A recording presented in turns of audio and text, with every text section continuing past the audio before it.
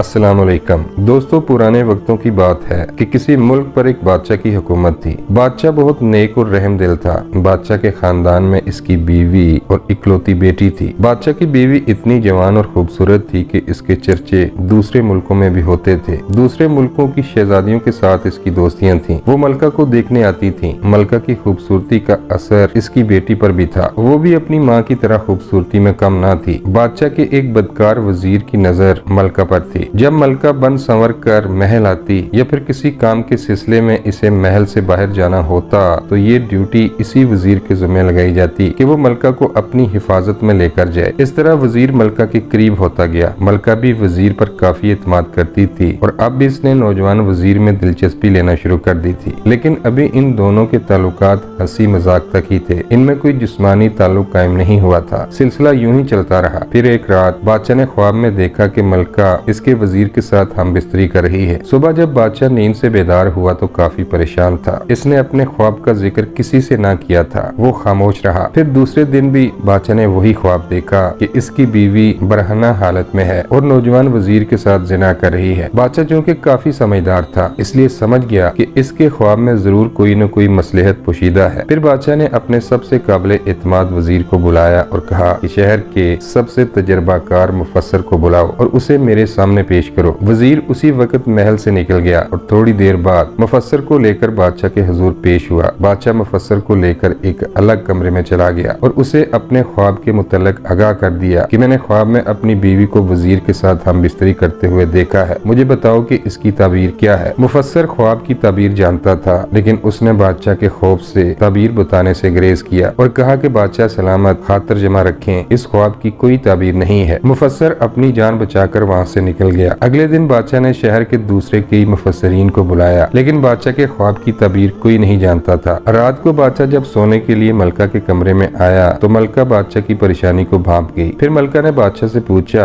आप कुछ परेशान नजर आ रहे हैं, क्या वजह है? बादशाह ने मलका से तबीयत की नासाजी का बहाना बनाया और इसे अपने ख्वाब के बारे में कुछ न बताया। एक दिन बादशाह अपने काफिले के साथ कहीं जा रहा था कि जंगल में उसकी नजर एक बुजुर्ग पर पड़ी जो मुसल्ले पर बैठे इबादत इलाही में मशगूल थे। बादशाह ने सिपाही को कहा कि फौरन इस बुजुर्ग के पास जाओ और इसे मेरे पास ले आओ। हुक्म की तामील हुई और बुजुर्ग को बादशाह के सामने पेश कर दिया गया। बादशाह ने बुजुर्ग से कहा, आपकी उम्र और नूरानी चेहरे से ये अंदाजा लगाना मुश्किल नहीं कि आप साहिब इल्म और अल्लाह के नेक बंदे हैं। बुजुर्ग ने कहा कि बादशाह सलामत, मैं परवरदिगार का एक अदना सा बंदा हूँ, लेकिन आप हुक्म करें, मैं आपकी क्या खिदमत कर सकता हूँ। बादशाह ने अपने सिपाहियों को हुक्म दिया कि बुजुर्ग को इज्जत और एहतराम के साथ महल लाया जाए। सिपाही बुजुर्ग को लेकर महल पहुंचे और फिर उसे बादशाह के सामने पेश कर दिया। बादशाह ने दरबार में मौजूद तमाम लोगों को बाहर जाने का हुक्म दिया। जब तमाम लोग दरबार से चले गए तो बादशाह ने बुजुर्ग को अपने ख्वाब के मुतल्लिक आगाह किया कि मैंने एक ख्वाब देखा है जिसमें अपनी बीवी को वजीर के साथ बदकारी करते हुए पाया है। बुजुर्ग कुछ देर खामोश रहा, फिर कहा, बादशाह सलामत, ख्वाब की ताबीर जानकर आपको बहुत दुख होगा, लेकिन चूंकि आपका हुक्म है कि ताबीर बयान की जाए तो ख्वाब की ताबीर ये है कि वजीर आपकी बीवी के हुस्न जमाल पर आशिक हो गया है। वो मलका को बहुत पसंद करता है और उसके साथ हम बिस्तरी करना चाहता है। इसका जिक्र अभी तक इसने किसी से नहीं किया लेकिन वो अपने इस मकसद में बहुत जल्द कामयाब हो जाएगा। ख्वाब की ताबीर जानने के बाद बादशाह को वजीर पर बहुत गुस्सा आया। फिर उसने दूसरे वजीर को बुलाया और हुक्म दिया कि फलां वजीर को फौरी तौर पर फांसी पर लटका दिया जाए। जिस पर बुजुर्ग ने बादशाह से कहा कि बादशाह सलामत, आप हिकमत से काम लें। अगर आपने बिना किसी वजह के वजीर को फांसी दे दी तो इससे आपकी बहुत बदनामी होगी और रियाया पर भी इसका बहुत बुरा असर पड़ेगा क्योंकि रियाया हकीकत से बेखबर है। बादशाह ने बुजुर्ग से कहा, फिर आप ही अपनी हिकमत से इसका कोई हल बताएं कि मेरी इज्जत पर भी कोई हरफ ना आए और वजीर का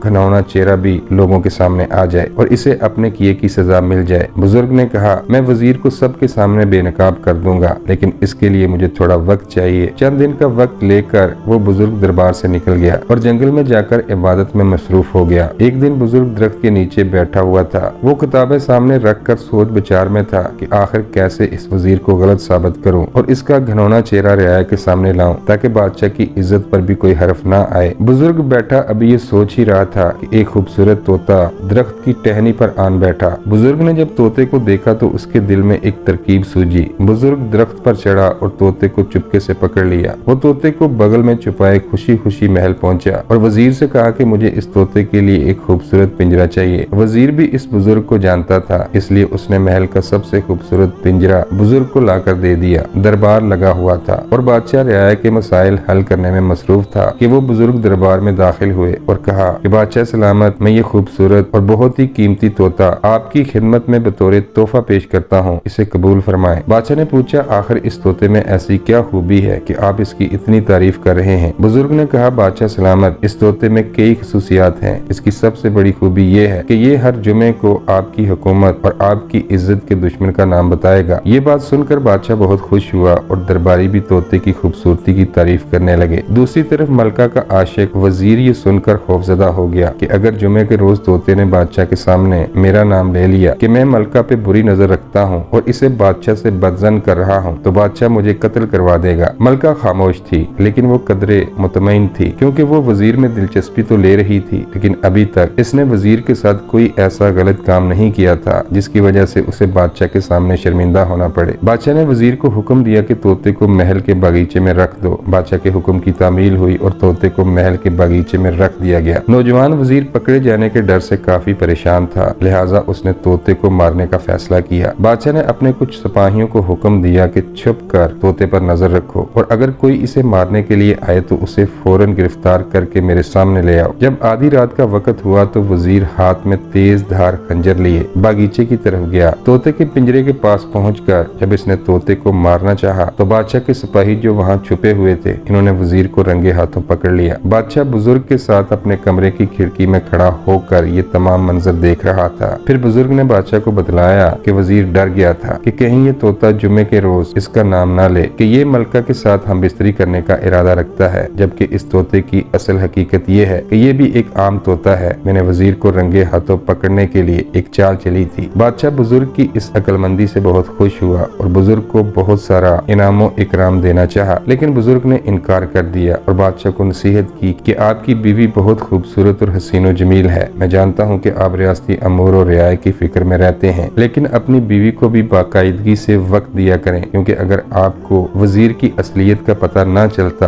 तो वो आपकी बीवी को आपसे बदजन करके इसके साथ हम बिस्तरी करने में कामयाब हो जाता। फिर बादशाह को नसीहत करने के बाद बुजुर्ग जंगल की तरफ निकल गया। तो दोस्तों, उम्मीद करता हूँ कि आपको कहानी पसंद आई होगी। पसंद आने की सूरत में वीडियो को लाइक करें और चैनल को सब्सक्राइब करते हुए साथ बने बेल के निशान को भी दबा दें। अल्लाह ताला हम सब का हामी नासिर हो। आमीन या रब्बुल आलमीन।